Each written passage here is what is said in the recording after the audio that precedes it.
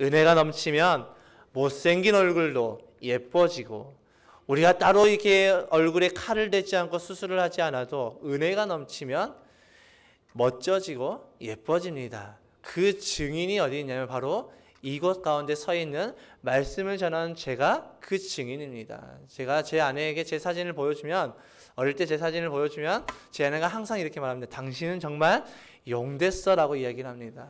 예.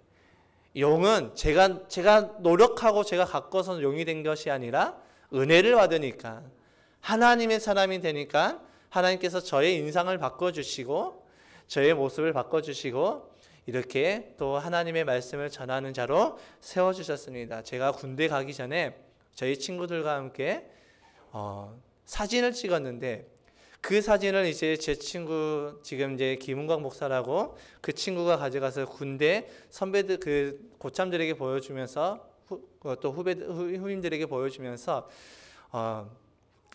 여기서 가장 싸움을 잘할 것 같은 사람이 누구냐라고 이렇게 집어봤을 때 다들 저를 지목하면서, 그래서 그 친구가 이렇게 약간 거짓말을 섞어서 이 친구가 여수에서 잘 나가는 주먹이라고 하니까 다들 그것을 믿었다고 합니다. 그만큼 인상도 더러웠고, 인상도 정말 얼굴도 새까맣고 그랬던 사람이 이렇게 지금 제가 화면도 보니까 깔끔하네요. 그래서 예.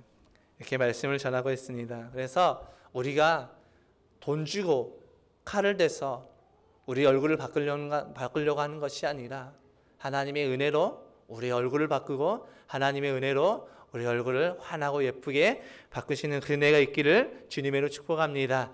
오늘 우리 교회의 본질에 관한 말씀의 마지막 시간입니다. 저는 교회의 본질의 말씀을 나누면서 한 2시간 정도면 되지 않을까라고 생각했는데 4번째 시간까지 왔습니다. 지난 시간 우리는 그 성령의 충만함으로 교회의 본질을 지켜나갔던 그 초대교회의 모습을 함께 살펴봤습니다. 그 지난 시간이 언제냐면 작년 12월 22일 날 드렸던 예배입니다. 그러고 나서 약 3주의 시간이 지났는데 어떤 말씀을 했는지 다 잊어버렸을까봐 제가 지난 시간의 말씀을 잠깐 요약해서 말씀을 전해드리겠습니다. 그 성령의 충만함으로 교회의 본질을 지켜나간 초대교회에는 3가지의 모습이 나타나고 있는데, 그 첫 번째의 모습은 오로지 기도에 힘쓰는 교회의 모습을 볼 수가 있다고 했습니다. 본문 42절의 말씀 함께 읽어보겠습니다. 함께 읽겠습니다. 시작. 그들이 사도의 가르침을 받아 서로 교제하고 떡을 떼며 오로지 기도하기를 힘쓰니라. 아멘. 초대교회의 모습은 사도의 가르침을 받았고 또 서로 교제하였고 또 떡을 떼며 오로지 기도하기를 힘썼다라고 기록되어 있습니다. 사도의 입술을 통해서 선포된 그 하나님의 말씀에 순종하였고 또 서로 교제하였음을 우리에게 보여주고 있습니다.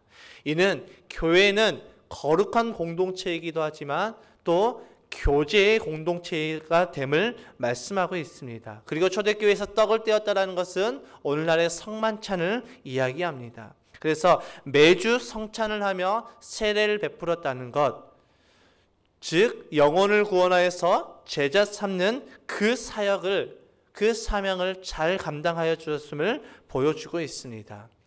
그런데 이 모든 사역의 기본이 무엇이냐? 본문의 말씀을 보니 초대교회 성도들은 오로지 기도에 힘을 썼다라고 말씀하고 있습니다. 교회의 모든 사역에 기도가 빠지지 않았음을 보여줍니다. 어떤 사역을 하든지 선교를 하든지 구제를 하든지 전도를 하든지 또 성도들 간의 교제를 나누든지 성찬을 하든지 그 모든 사역에는 기도가 뒷받침되어 있음을 분명하게 우리에게 보여주고 있습니다. 두 번째로 초대교회는 섬김의 모습이 있었다라고 말씀합니다. 본문 44절과 45절의 말씀 함께 읽어보겠습니다. 함께 읽겠습니다. 시작. 믿는 사람이 다 함께 있어 모든 물건을 서로 통용하고 또 재산과 소유를 팔아 각 사람의 필요를 따라 나눠주며. 아멘. 교회의 본질을 지키는 것, 즉 영혼 구원의 그 본질을 지킨 초대교회의 모습을 조금 더 구체적으로 보여주고 있는 말씀입니다. 여기서 자기의 물건을 통용하고 재산과 소유를 팔아서 각 사람에게 필요에 따라서 나눠줬다는 것은 공산주의 체제처럼 모든 성도들의 그 재산을 교회가 다 관리하면서 나눠주는 것이 아니라 믿음의 사람들이 자신들의 받은 그 은혜와 또 하나님의 그 복 그리고 그 사랑을 자발적으로 흘려보냈음을 의미하고 있습니다. 자발적으로 섬겼음을 의미합니다. 초대교회는 예수님의 모습을 보고 배운 대로 행하였습니다. 예수님의 그 섬김의 모습을 사도들이 그대로 보고 배웠고 또 그 배운 것을 성도들에게 사도들이 섬김의 모습을 보여드렸고 또 그 성도들은 그 사도의 섬김을 보고 배우고 섬겼기에 초대교회는 섬김의 공동체가 될 수가 있었습니다. 그들이 자신의 소유와 재산을 팔아서 구제 사역을 하고 자발적으로 선교 사역을 했던 것은 누가 강요한 것이 아니라 자발적으로 감사함으로 하였습니다. 그런데 이들의 구제와 또 선교 사역 그리고 모든 사역에는 분명한 원칙이 있었습니다. 42절의 말씀을 다시 한번 읽어보겠습니다. 함께 읽겠습니다. 시작. 그들이 사도의 가르침을 받아 서로 교제하고 떡을 떼며 오로지 기도하기를 힘쓰니라. 아멘. 이 초대교회 성도들은 사도의 가르침을 받아서 움직였다라고 말씀하고 있습니다. 자발적으로 하되 하나님께서 세우신 그 질서 가운데서 질서 안에서 자발적으로 섬겼음을 보여주고 있습니다. 그들의 모든 사역은 교회의 보고가 되었습니다. 그들의 선교, 그들의 구제, 그들의 모든 그 선교 사역과 구제 사역은 교회의 보고가 되었고 교회를 통하여서 그 구제와 선교 사역이 나갔음을 볼 수가 있습니다. 철저한 교회 중심의 신앙을 보여주고 있는 것이지요. 여러분, 우리의 신앙에 있어서 가장 건강한 신앙의 모습은 어떤 모습일까요? 초대교회 성도들이 우리에게 보여준 그 신앙의 모습입니다. 교회 중심의 신앙생활이 가장 건강한 신앙의 생활의 모습입니다. 신천지를 비롯한 많은 이단에 빠진 사람들의 공통점은 교회 중심의 신앙생활이 아니라는 것입니다. 교회를 멀리하고 교회의 보고 없이 교회의 허락 없이 움직이는 그 모든 것들로 인해서 결국 그들이 교회의 보고와 교회의 허락 없이 성경 공부에 빠져서 신천지에 빠져들게 되고 또 교회의 보고와 그 교회의 그 허락 없이 움직였던 그 일들로 인해서 결국 많은 이단들에 빠지게 되는 그런 안타까운 결과를 나타내고 있습니다. 여러분, 만약에 교회가 없이도 하나님의 사역이 감당할 수 있었다라면, 교회가 없이 하나님의 사역이 가능했다라면 하나님께서는 굳이 이 땅에 지상교회를 세우지 않으셨습니다. 초대교회는 기도를 통한 철저한 교회 중심의 신앙을 통하여서 섬김과 교제가 일어났습니다. 교회의 본질을 지켰던 초대교회의 세 번째 모습은 무엇일까요? 하나님을 찬미하며 교회가 칭송받고 부흥되었다라고 말씀하고 있습니다. 본문 47절의 말씀을 함께 읽어보겠습니다. 함께 읽겠습니다. 시작. 하나님을 찬미하며 또 온 백성에게 칭송을 받으니 주께서 구원받는 사람을 날마다 더하게 하시니라. 아멘. 교회의 본질을 지켰던 초대교회의 결과입니다. 그 결과는 너무나도 놀랍습니다. 초대교회는 온 백성들에게 칭송을 받고 초대교회는 부흥되는 결과가 있습니다. 그런데 이 본문에서 이 부흥을 이야기하는 부분이 좀 특이합니다. 사람의 노력과 사람의 능력으로 교회가 부흥되는 것이 아니라 하나님께서 주께서 날마다 구원받는 백성들을 더하였다라고 말씀하고 있습니다. 그렇습니다. 교회의 본질을 지켜나가는 것, 영혼을 구원하여서 제자 삼는 그 일들을 감당하는 것, 하나님의 그 사랑이 교회 안에서 풍성하게 넘쳐나는 것, 우리가 보고 배운 대로 그 섬김을 해나가는 것, 즉 교회의 본질을 지켜나가면 부흥은 하나님께서 이루어 주신다는 것입니다. 부흥은 어떠한 이벤트나 어떠한 행사로 이루어지지 않습니다. 어떠한 새생명 축제 같은 것을 막 열어가지고 수많은 사람들을 다 이끌어 모은다고 할지라도 그 다음 주가 되면 정말 물이 썰물로 빠져나가듯이 다 빠져나갑니다. 교회는 인간의 노력과 인간의 힘과 인간의 지식과 인간의 그 능력으로 부흥시키는 것이 아니라 교회의 부흥은 하나님께서 하신다는 것입니다.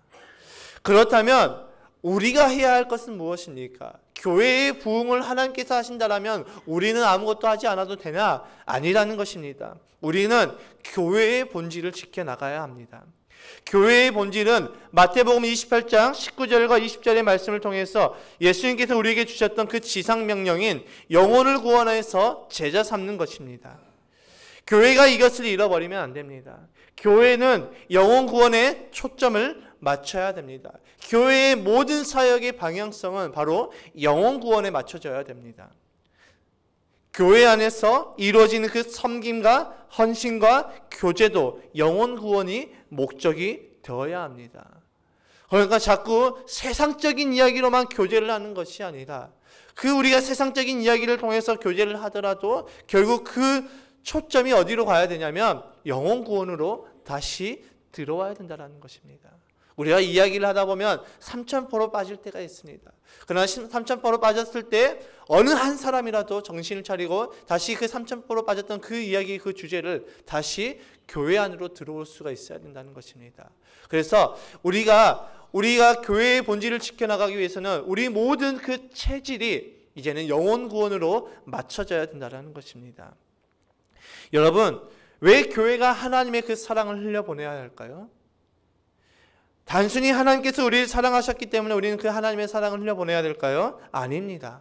교회가 하나님의 사랑을 흘려보내야 되는 가장 큰 목적은 바로 영혼 구원입니다.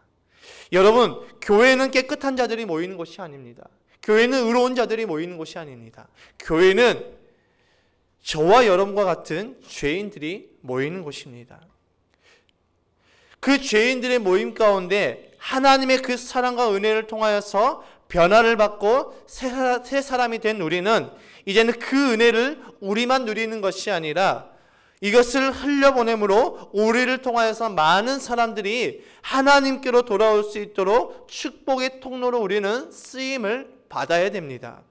이사야 43장 7절의 말씀 함께 읽어볼까요? 이사야 43장 7절의 말씀입니다. 함께 읽겠습니다. 시작. 내 이름으로 불려지는 모든 자 곧 내가 내 영광을 위하여 창조한 자를 오게 하라. 그를 내가 지었고 그를 내가 만들었느니라. 아멘. 이 말씀은 하나님께서 우리를 창조하신 그 창조의 목적에 관해서 기록되어져 있는 말씀입니다. 우리가 하나님의 은혜를 먼저 받은 목적은 그저 하나님의 복을 받아 누리는 인생으로 끝나버리는 것이 아니라 그저 우리만 하나님의 복을 받아 누리는 그 삶으로 끝나는 것이 아니라 하나님의 이름으로 불려지는 모든 사람, 곧 하나님의 영광으로 불려지는 모든 사람, 하나님의 영광을 위해서 창조된 모든 사람을 하나님께로 인도하기 위함입니다. 사랑하는 성도님들, 사명은 목사에게만 있는 것이 아닙니다. 사명은 어떠한 특별한 사람에게만 주어지는 것이 아닙니다. 우리가 하나님을 믿고 하나님의 자녀가 되는 그 순간부터 우리 모두에게는 하나님께서 우리에게 주신 사명이 있습니다. 그 사명이 무엇입니까? 하나님의 영광을 위하여서 지은 모든 사람을 하나님께로 인도하는 것입니다. 즉 영혼을 구원하여서 제자 삼는 것이 저와 여러분들의 모든 자의 사명이라는 것입니다. 사도 바울은 자신의 영적인 아들 디모데에게 너는 때를 얻든지 못 얻든지 그 말씀을 전파하라고 교훈하고 있습니다. 사도 바울은 이것이 결코 자신의 생각에서 나온 교훈이 아니라 하나님의 명령이라고 그 아들 디모데에게 교훈하고 있습니다. 디모데후서 4장 1절과 2절의 말씀 함께 읽어볼까요? 시작. 하나님의 앞과 살아있는 자와 죽은 자를 심판하실 그리스도 예수 앞에서 그가 나타나실 것과 그의 나라를 두고 엄히 명하노니 너는 말씀을 전파하라. 때를 얻든지 못 얻든지 항상 힘쓰라. 범사의 오래 참음과 가르침으로 경책하며 경계하며 권하라. 아멘. 복음을 전하는 삶, 복음의 증인된 삶은 하나님께서 우리에게 주신 명령이자 성도의 본질이며 영혼을 구원하는 것 또한 교회와 성도의 본질이라고 말씀하고 있습니다. 그러니까 우리가 하나님 앞에 죄를 짓는다는 것은 어떤 우리가 음행의 죄, 우리의 욕심, 그런 것들만 죄가 아니라 우리가 하나님의 그 사명, 하나님의 그 말씀에 불순종하는 것 또한 죄라는 것입니다. 그러니까 우리가 영혼 구원에 초점이 맞춰지지 아니하고 우리의 시선이 나에게만 맞춰지고 우리의 시선이 내 가정에게만 맞춰지고 우리의 시선이 내 교회에게만 맞춰지면 그것 또한 하나님께서 기뻐하시지 않고 그것 또한 하나님 앞에서 죄를 짓는 모습이라는 것입니다. 우리의 시선은 하나님을 믿지 않는 영혼들에게 나아가야 됩니다. 우리의 마음은 하나님을 믿지 않는 자들에게 나아가야 되는 것입니다. 그래서 예수님께서 우리에게 마지막으로 하셨던 그 지상 명령인 영혼을 구원해서 제자 삼는 일에 우리는 항상 힘써야 됩니다. 이것을 가능하게 하는 것이 무엇입니까? 다시 한번 오늘 본문 47절의 말씀을 함께 읽어보겠습니다. 시작. 하나님을 찬미하며 또 온 백성에게 칭송을 받으니 주께서 구원받는 사람을 날마다 더하게 하시니라. 아멘. 초대교회가 부흥이 되었던 그 원동력은 하나님을 찬미하였다는 것입니다. 하나님을 찬미하며 또 온 백성에게 칭송을 받으니 주께서 구원받는 사람을 날마다 더하였다라고 말씀하고 있습니다. 교회가 하나님을 찬미하였더니 온 백성에게 칭송을 받았고, 교회가 하나님을 찬미하였더니 주께서 구원받는 사람을 날마다 더하였다라고 말씀을 하고 있습니다. 교회가 하나님을 찬미하며, 교회가 하나님을 경외하며, 교회가 하나님을 경배하였을 때 교회가 교회다워지고, 예배가 예배다워질 때 교회는 온 백성에게 칭송을 받고 부흥이 되어지는 것입니다. 이사야 43장 21절의 말씀 함께 읽어볼까요? 43장 21절의 말씀입니다. 시작. 이 백성은 내가 나를 위하여 지었나니 나를 찬송하게 하려 함이니라.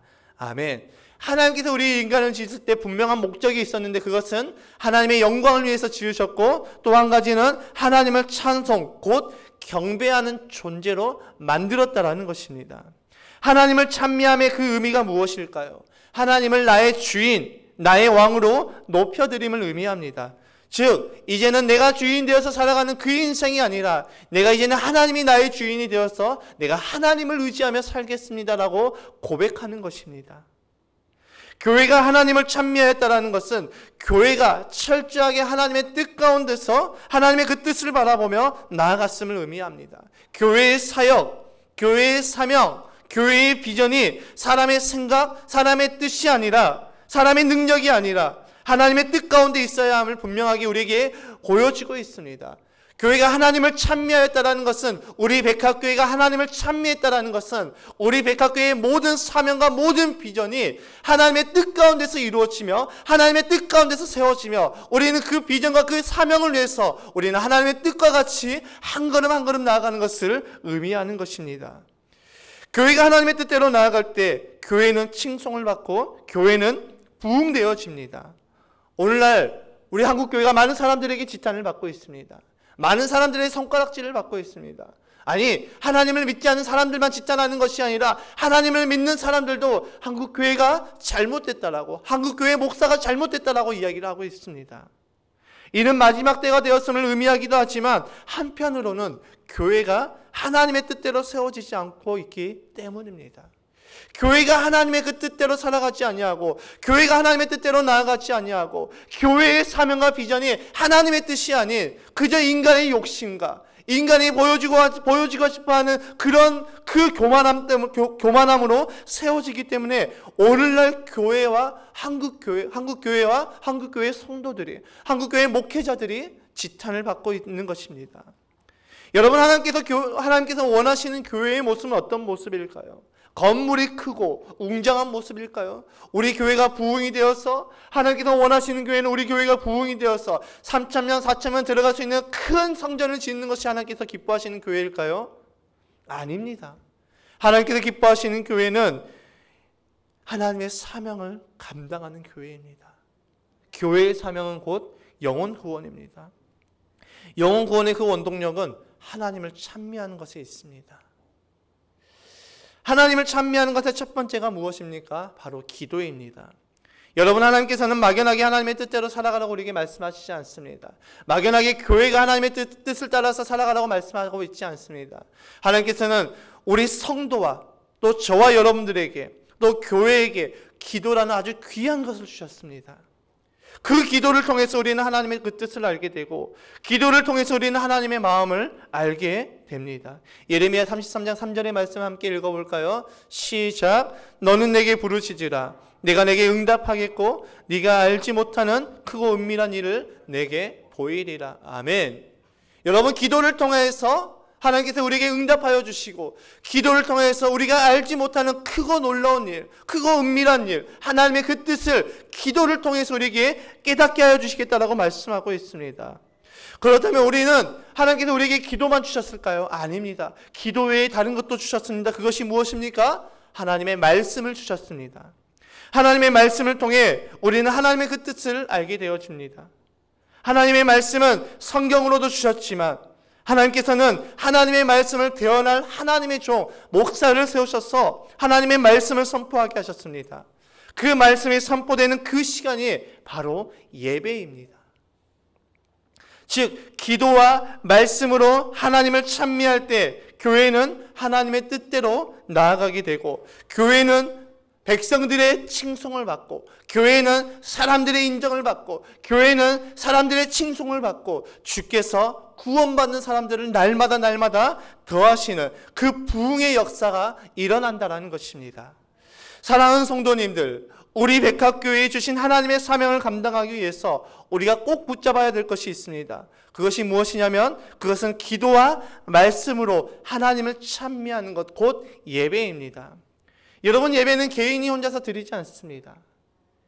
예배는 혼자서 가정에서 드리지 않습니다. 예배는 하나님께서 세우신 이 백합교회의 공동체가 연합하여 드려집니다. 우리 모든 성도들이 연합하여서 예배를 드리는 것입니다. 우리가 가정교회로 전환을 하면 그 각 가정교회가 매 주일마다 모여서 연합하여서 드려지는 그것이 바로 하나님께서 받으시는 예배입니다. 물론 우리의 삶도 예배가 되어지는 것이지요. 우리의 삶을 하나님의 거룩한 산제물로 드린 것 또한 예배가 되어지는 것이지요. 그러나 하나님께서 교회를 세우신 그 목적은, 우리가 각 가정의 교회를 세우신 그 목적은 우리가 모여서 함께 예배하며 그 예배의 공동체에서 드려지는 그 예배를 하나님께서 받으시기 원하신다는 것입니다. 여러분, 예배는 우리에게 너무나도 귀합니다. 너무나도 중요합니다. 예배를 통하여서 우리의 모든 것이 회복되어지고, 예배를 통하여서 우리는 하나님의 뜻대로 살아갈 수가 있게 되어집니다. 그런데 이 예배가 무너지면 우리의 삶과 우리의 교회와 우리의 가정은 무너지게 되어집니다. 예배가 무너질 때 나타나는 첫 번째 특징이 무엇일까요? 예배가 무너지는 그 사람들의 그 첫 번째 특징은 예배 시간에 잠을 자는 것입니다. 하나님의 말씀을 듣는 그 시간, 하나님께 드려지는 그 예배의 시간, 어쩌다 피곤해서 졸 수가 있습니다. 그런데 매 시간마다, 매번의 예배마다 졸고 있는 것, 아니 조는 것을 뛰어넘어서 잠을 자는 것, 우리의 영적인 상태를 한번 점검해 봐야 됩니다. 아니 그전에는 정말 쌩쌩하다가도 예배 시작 딱 되면 찬양할 때까지는 괜찮은데 말씀 시작 딱 하면 눈을 감고 조는 사람들, 눈을 감고 자는 사람들, 내 예배를 한번 점검해 봐야 된다는 것입니다. 나는 과연 하나님 앞에 온전한 예배를 드리고 있는지, 나는 정말 하나님께서 받으시는 예배를 드리고 있는지, 우리는 우리의 영적인 상태를 체크해 봐야 됩니다. 또 예배가 무너질 때 나타나는 두 번째 특징인 예배가 무너지는 사람들의 두 번째 특징이 무엇이냐면 예배 시간에 다른 짓을 합니다. 대표적으로 예배 시간에 휴대폰을 보는 것이지요. 휴대폰을 하는 사람은 안 보일 거라고 생각하는데 아니요, 여기 서면 다 보입니다. 특히 학생들이 많이 하죠. 어른들보다는 학생들이 더 많이 합니다. 우리 교회뿐만 아니라 한국교회 많은 우리 중고등부 학생들, 우리 주일학교 학생들이 예배 시간에 휴대폰으로 게임을 하거나 동영상을 보거나 인터넷을 합니다. 예배에 집중하지 않습니다. 예배가 정말 중요한데 예배에 집중하지 않습니다. 예배가 무너지면 삶이 무너지는데 예배에 집중하지 않습니다. 예배 시간 그냥 1시간 때우는 것으로 끝내고 있습니다. 요즘은 이제 이어팟이라고 해서 이제 무선 블루투스 이어폰들이 많이 나와서 그냥 귀에 딱 꽂아놓고 동영상을 시청하는 친구들이 너무나도 많습니다. 그 모습을 바라볼 때마다 너무나도 마음이 아픕니다. 그것으로 인해서 나의 예배만 무너지면 상관이 없지만 그러나 그 행동으로 인해서 예배 시간만 되면 자는 사람들, 예배 시간만 되면 다른 짓 하고, 예배 시간만 되면 휴대폰으로 동영상 보고, 휴대폰으로 게임하고, 휴대폰을 가지고 노는 그 모든 사람들로 인해서 우리 백합교회 공동체의 예배가 무너지게 되는 것입니다. 여러분, 나 한 사람 때문에 교회의 예배가 무너진다면, 그래서 교회가 하나님의 사명을 감당하지 못한다면 그 책임을 어떻게 지겠습니까? 제가 백합교회에서 담임 목사로 설교 사역을 한 지 지금 딱 1년이 지났습니다. 오늘로서 딱 1년이죠. 제가 2019년 1월 셋째 주부터 담임 목사로 말씀을 전했기 때문에 오늘이 2020년 1월 셋째 주입니다. 제가 1년 동안 예배를 드리면서 잠을 주무시는 분은 1년 동안 주무시고, 휴대폰으로 게임하고 휴대폰으로 영상 보는 친구들은 1년 동안 휴대폰으로 게임하고 영상을 보고 있습니다. 변하겠지. 그래, 말씀을 전하면 변하겠지. 그래, 기도하면 변하겠지. 아니요, 지금까지도 똑같습니다. 그 모습을 볼 때마다 너무나도 마음이 아픕니다. 물론 사람이 바꾸지 않습니다. 물론 사람 스스로가 사람 스스로가 바꿀 수가 없습니다. 그러나 여러분, 1년 동안 내가 예배 시간마다 졸고 1년 동안 내가 예배 시간마다 다른 짓을 하고 있다면 우리의 신앙을 한번 체크해 봐야 됩니다. 나 정말 하나님 믿고 있는 거 맞나? 나 정말 하나님 바라보고 믿는 거 맞나? 나 정말 하나님 바라보고 교회에 나오는 거 맞나? 내가 하나님의 영에 붙들려 있는 사람 맞나? 아니면 내가 예배를 드리지 못하게 사단의 영에 붙들려 있는 사람은 아닌가? 우리는 체크를 해봐야 된다는 것입니다. 그 사람이 누구인지는 중요하지가 않습니다. 분명한 것은 지금 우리 백합교회는 가장 기도가 많이 필요할 때이며 가장 온전한 예배를 드려야 할 때입니다. 그런 때인 지금의 나는 어떤 사람인지 우리의 모습을 한번 되돌아봐야 됩니다. 하나님의 뜻을 따라서 기도와 예배로 하나님을 찬미하는 사람인지, 아니면 교회가 사명을 감당하지 못하도록 뒤에서 바지가랑이를 붙잡고 방해하고 있는 사람인지 우리는 체크해 봐야 됩니다. 유엘이와 라일이가 올해로 7살과 5살이 됐습니다. 제 아내가 유엘이와 라일이에게 이제 2019년 마지막 때쯤에, 유엘이와 라일이 이제 내년이면 7살과 5살이 되니까 이제 유아실로 들어가지 않아. 유아실로 들어가서 예배를 드리지 않고 엄마 옆에서 앉아서 예배를 드려야 돼 라고 이야기를 했습니다. 물론 저 아이들 예배 시간에 정말 돌아다니고 울고 떼쓰고 그것 때문에 예배를 방해하는 것 정말 죄송한 마음을 늘상 가지고 있습니다. 그러나 지금부터 훈련되지 않으면 저 아이들도 똑같이 예배를 너무나도 가볍게 여기는 것입니다. 예배는 훈련입니다. 여러분, 신앙은 훈련입니다. 어느 날 갑자기 확 바뀌지 않습니다. 물론 하나님의 그 성령의 역사하심으로 인해서 확 바뀔 수도 있겠지만, 수십 년간 예배를 등한시 여기고 수십 년간 예배를 가볍게 여기고 어렸을 때부터 지금까지 우리의 자녀들이 예배를 가볍게 여기고 있다면 그 자녀들이 청년이 되고 장년이 되어도 예배를 가볍게 여길 가능성이 농후하다는 것입니다. 제가 왜 다음 주에 세대 통합 예배를 이야기했겠습니까? 우리의 자녀들의 그 예배의 태도를 부모님들이 한번 곁에서 보라는 것입니다.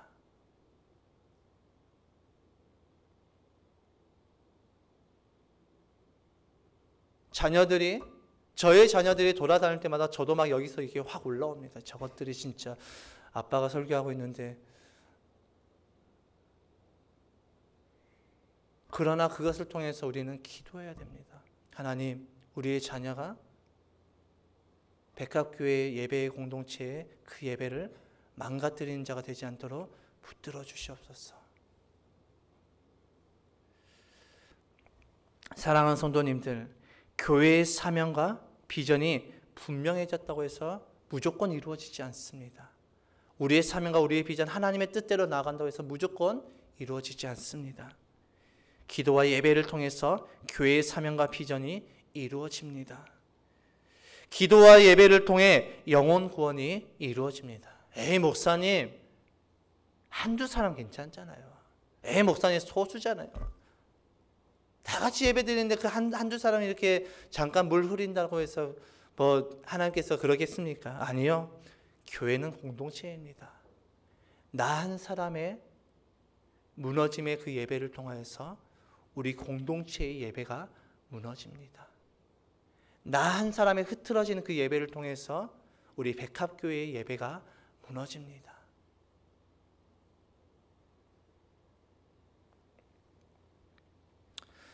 가인 한 사람의 예배의 실패가 아벨의 죽음의 결과로 이어졌습니다. 내가 가볍게 생각했던 그 예배가 나의 인생뿐만 아니라 우리의 공동체까지도 무너뜨리게 되는 것입니다. 여러분, 고린도전서 3장 16절과 17절의 말씀을 함께 읽어보겠습니다.